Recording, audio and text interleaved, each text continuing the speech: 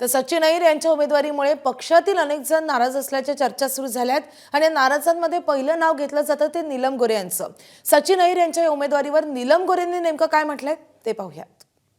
ज्या पद्धतीने उपसभापती पदासाठी सचिन अहिर यांचं नाव समोर आल्यानंतर दबक्या आवाजात पक्षात नाराजीची चर्चा आहे। काही जण इच्छुक होते, त्यांनी आपल्या या इच्छेबद्दल पक्षश्रेष्ठींकडे पत्रव्यवहार देखील केलेला होता। मात्र अहिर जे कालपर्यंत आपल्यावरती टीका करत होते, टीका टिप्पणी चालू होत्या, त्यावरून कुठेतरी नाराजीची चर्चा रंगली आहे। मला काय वाटतं की मीडियाला कानामध्ये काहीतरी जादू सापडलेली आहे, त्याच्यामुळे कुठलीही चर्चा जी झालेलीच नाही आहे ती तुमच्यापर्यंत पोचते।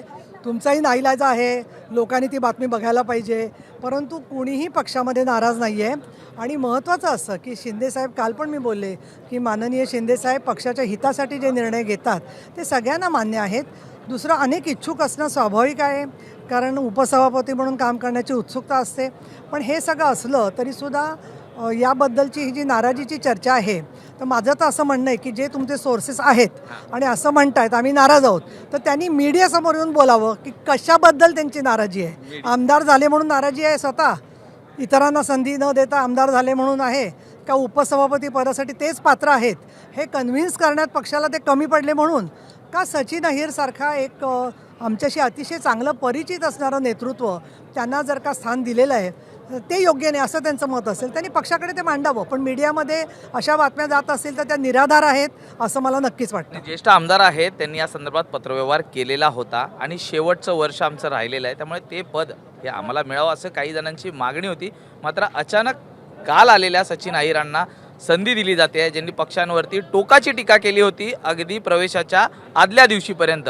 मग त्यावरनंच कुठेतरी ही नाराजी प्रामुख्याने उकळून आलेली आहे। मात्र कुणीही उघडपणे बोलायला तयार नाही आहे। जे परवा आले होते ते काल आलेल्यांवर टीका करतायत आणि जे त्याच्या आधीपासून काम करतायत ते स्वागत करतायत। त्यामुळे मला असं वाटतं याचा अर्थ समजून घ्या, थोडीफार नाराजी काय त्यांची असेल तर ती त्यांनी माननीय शिंदेसाहेबांकडे मांडावी, परंतु असे उगाचच चर्चेमध्ये वातावरण गढूळ करू नये। एक शेवटचा प्रश्न आहे, ज्या पद्धतीने सचिन अहिर धनुष्यबाणाच्या चिन्हावरती निवडून आले होते, आपल्याच पाठिंब्याने निवडून आले, आता सुनील शिंदे यांनी देखील काल थेट पक्षश्रेष्ठींकडे आत्मपरीक्षण करण्याची गरज असल्याचं म्हणून दाखवलेलं आहे। ते देखील धनुष्यबाणावरतीच निवडून आलेले आहेत। मग तेही वाटेवर आहेत का शिवसेनेच्या, म्हणजे शिंदेंसोबत येण्याच्या?